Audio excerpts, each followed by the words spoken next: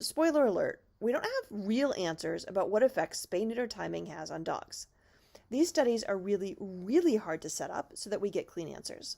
The ideal study would involve assigning a very large number of dogs to a very large number of people, randomly selecting whether those dogs get neutered or not, and then tracking their behavior and health status throughout their entire lives. This is obviously extremely difficult to set up, although throughout this talk I'll show you where different pieces of that have been successfully done. In the absence of being able to pull all of those pieces together into a single study, which would be the gold standard approach, the randomized controlled trial, which in this case also with very large sample size, we have to do the best we can with the information that we have.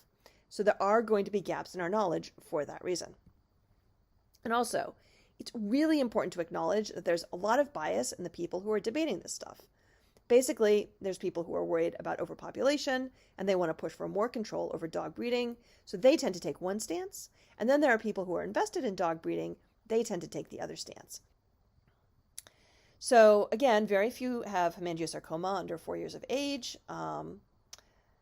By 8 years of age, a few do. By 10 years, more do. And we're starting to see that it's more common in neutered males and females. By 12 years of age, we see the differences are quite impressive for females. 9% of intact females were diagnosed with hemangiosarcoma versus 39% of neutered females.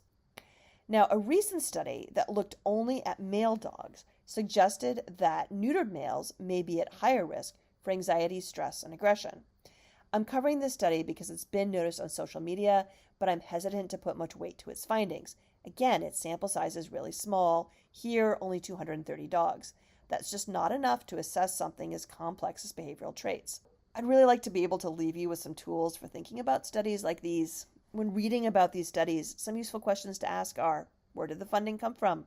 Is the funding associated with a particular breed club, or a breed club umbrella organization, or an animal welfare organization?